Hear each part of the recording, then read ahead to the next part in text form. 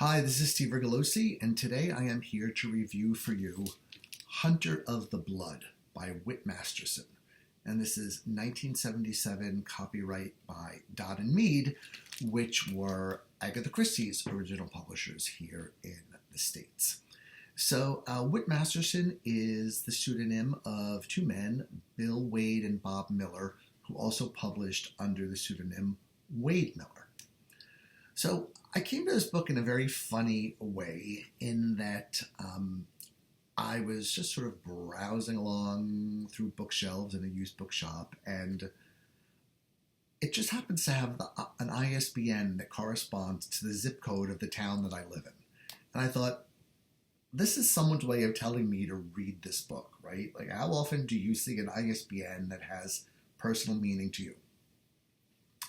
I had read one of Wade Miller's books earlier, and I thought it was okay. I didn't love it, but again, the Cosmos were telling me to read this book, so I decided to obey.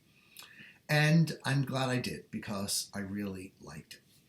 So the quick plot summary is that plutonium is hijacked on the road between Arizona and Nevada, and it is certainly going to be used for nefarious purposes.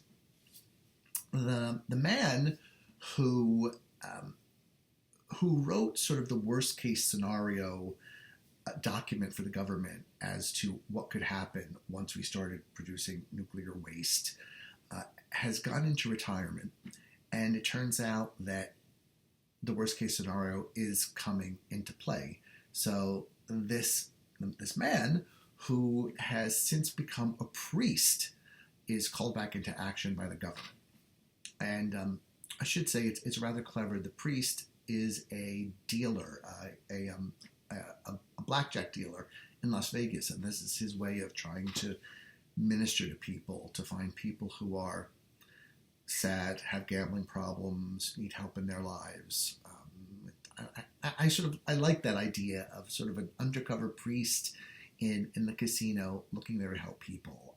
I'm a sucker for a protagonist that has moral fiber and goodness and is trying to do the right thing. And he gets on the trail of what's happened to this plutonium.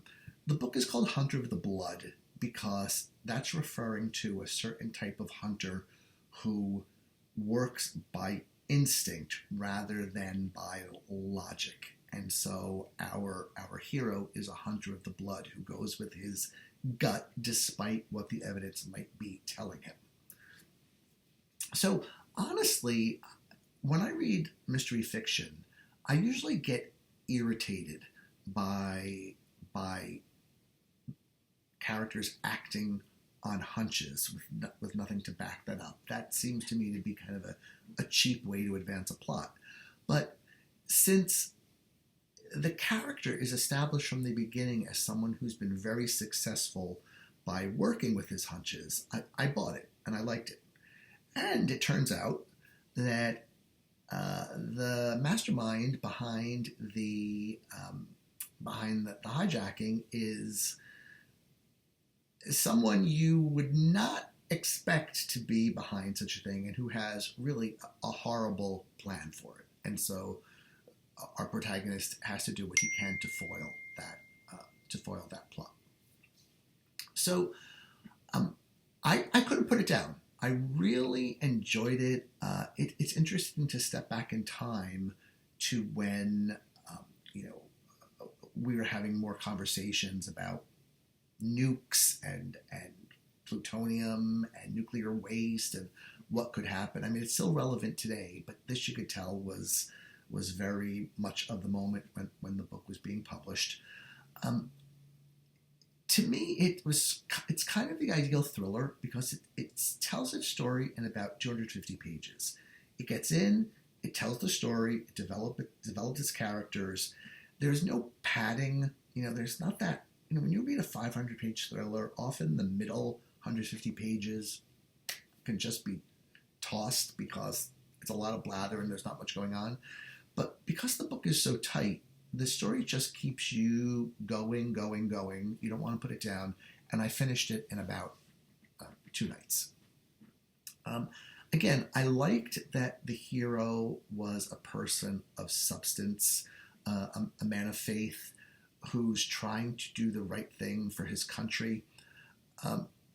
There's one trope in here that you see a lot, which is, the hero having obstacles put in his way by law enforcement who are envious of him or resentful of him being brought in over them. That kind of political, law enforcement, governmental infighting.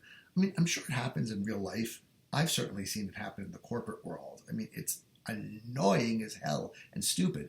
So I guess it's realistic, but I guess it can get a little wearying to read about. But that didn't make me enjoy the book any less. So I'm really looking forward now to reading more by Whit Masterson. If you've read any of his books or any by Wade Miller, please feel free to leave your comments about them below.